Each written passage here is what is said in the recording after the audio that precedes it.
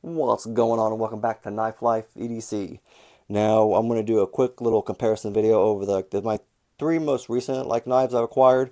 These two right here are from White Mountain Knives. They've loaned them out to me, and I've been kind of handling them, carrying them, and stuff like that. I just wanted to kind of do the quick comparison also with this one right here. This is the Dachshund. Again, I don't know if I'm pronouncing it right, but I got this one from the Vosteed website. It was a recent purchase, recent acquired knife. Came out a couple weeks ago. Actually, came out Thanksgiving Day, I think. Actually, is when I ordered it. Came out Thanksgiving Day, so I ordered it then, and it was sent to me from the Vosteed website. So the reason I kind of wanted to do a quick comparison because I kind of bought them all got them all, and I like them all because they all are front flippers, and I'm front flipping madness, I guess. I don't know. I love front flippers, crazy for them, and I wanted to kind of quick compare them because they're all just resemble each other to me, but they're also very different. So let's go ahead and just get into it. This is the Miguron Keryx 2. I've been wanting to get this for a while just to check out, and just because it really looks really good, like overall design and just the overall look of it is it's very good. Like it's got textured titanium for the handle, and the line work is just really good. It just looks really well done. And obviously it is a frame lock, and I think all three of these are different locking mechanisms too. This one is also a titanium pocket clip. It is a frame lock with the front flipper and the hole opener, thumb hole. I do like thumb holes. They are my second favorite way, I guess, to open them. I just like the way it just feels. The front flipper is obviously the first. This one right here, let's go ahead and just get into this one too. This is the Vosteed Dachshund. It does have thumb studs and a front flipper. I wasn't real sure how about the thumb studs would work out, but I haven't had any problems with them so far, and they do flip open just fine. Actually, relatively smooth, actually too. Actually, both of these knives, all three of them are pretty smooth opening. They all sound different though too, which is kind of funny. Maybe that's because it's all locking mechanisms. They all sound different. But let's go and get this one open too real quick. This is the Vosteed Thunderbird. I thought it was going to be bigger, but it's not. I think they have different sizes of them too. At least two different sizes. I don't know if this is the longer one or the shorter one, but I thought it was going to be longer. But this is also a very nice one. It's not the same blade shape. These are all like Warncliffe blades, and this one I think is a drop point.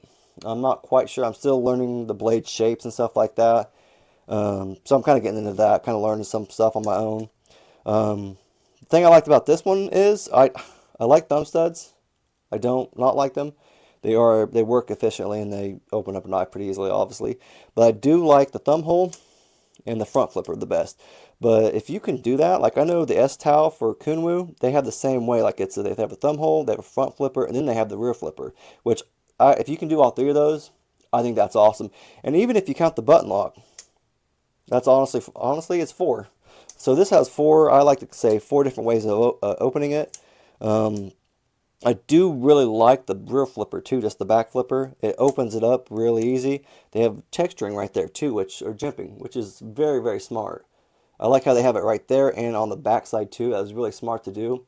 And then with the front flipper, like they even have it going all the way around, so you can really get it open. I know some people can. I'm not good about this. See, I can't.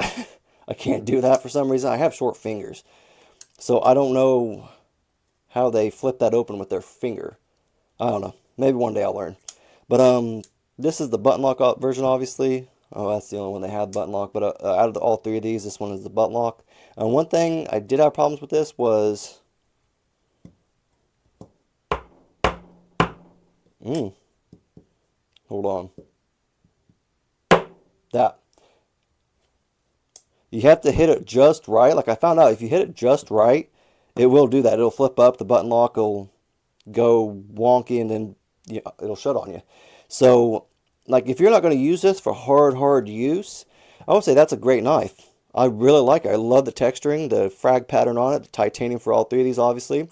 You have your LMAX still, and I always say it all the time. I love LMAX and VanX, and this is LMAX. And I love the blade shape. I just love the way it looks overall, like aesthetically looking. I would almost say this is probably the best out of all three of them. And that's, I really like this. I really like all three of them, but I would say aesthetically I like all three. But since it has that problem, it goes into third place just because you can't use it hard if you want to. It does have also a wire pocket clip. Not a wire pocket clip, stupid, right? A pocket clip, but it's not bad. It's not titanium like the other ones. That's also that nice little feature those two have. It is reversible though, which is nice. And deep carry-ish, as you can see right there. Like it's not going to be quite all the way deep carry, but it'll stick out a little bit. But at that, in the button lock, I had problems with the button lock at first. It's just because it's smaller. And I kind of did a quick comparison. I think I still have it out with the CJRB Echo. Like if you look at them, the button locks are the buttons are a little smaller than on the Vosteed than the CJRB. And also, you can see right here, maybe not because it's dark on dark. You can't really, it doesn't really poke out a whole lot, but on the CJRB it does poke out a little more, so it's a little easier for me to get to. So if you have bigger hands and bigger fingers and thumbs, stuff like that, this may also be a problem for you. But it did take me a little bit of time just doing it, using it, and stuff like that in order to really kind of get it to work really easy. So I don't know, maybe it needed broke in too. But it works just fine now. I haven't had really any problems with it, but I don't know. I would prefer just a little bit farther out. Plus, like you don't even get to see it ever. So I don't know if that's something Vosteed does. I haven't seen it on any other button locks I've owned yet. But they have the whole thing like hidden. The whole like mechanism, the button lock mechanism. So I don't know if maybe that's it. I don't know if it's on the Raccoon or not, because I know the Raccoon had the same problem. So I don't know if that's just an issue with Vosteed or maybe the way they do the button locks. I'm not sure. But it does open like stupid smooth every way, especially the frame lock or the front flipper. I love that. But yeah, and obviously in hand, all these feel absolutely great. I do like this one better. It does feel a little bit better than all of them. I think it might be because that dip right there, that little, I could really get my fingers in there. Now, if you have a bigger hand, you might have a little bit of problem because you may be coming off a little bit. But since I have smaller hands, like I can really kind of lock my fingers in there and use it really well. But if it's going to do that and flip open or flip closed, you're going to have problems. But maybe that's also why that's there too. Because if you have a good tight grip, obviously your finger is going to be, I guess blocking it. I don't know, maybe keeping it from closing a little more so. So maybe that's why, but I don't want to take that chance. So this would be a knife that I would probably not hard use. I would honestly probably use it just for carrying around or for like little things, cutting little boxes, tape off boxes, opening boxes, stuff like that. That would be honestly what that would be used for. And that's, I think this was $200. So you're not going to, it depends on what you want to use it for. If it's going to be like a look knife, like carry it around, people are going to look at it, stuff like that, that's what I would use for that. Use this knife for. Just something for like elegance and for people to look at and that purpose. For fidgeting with. Obviously I like to fidget with knives a little bit. So that's what would be that purpose for me. This one right here is the only one I actually bought of the three. I do want to get this one though. Like I said, this one has a great handle, great choke up on it. It has great, ergonomics for it. I was very surprised at how much I actually liked it after I started using it and carrying it around. Great knife, opens perfectly, like it really does. They all make different sounds, like I said, when they open. And I think it's just because, like the different locking mechanisms too. Obviously these two are the same brand, but the different locking mechanism. Maybe it has also to do with the different steels. And also maybe like maybe like with skiff bearings or the bearings on inside and stuff like that. I don't know quite if they're ball bearings or what they are exactly, like what they're all made out of. So maybe that's probably obviously why too.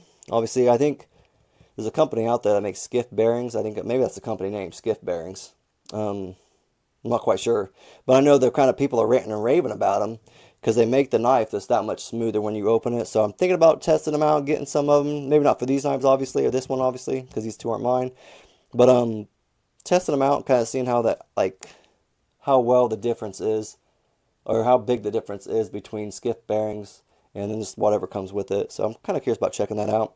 But that's kind of what I have. I really enjoy all three of these. I just wish this one hadn't have that problem with the button lock, closing, stuff like that.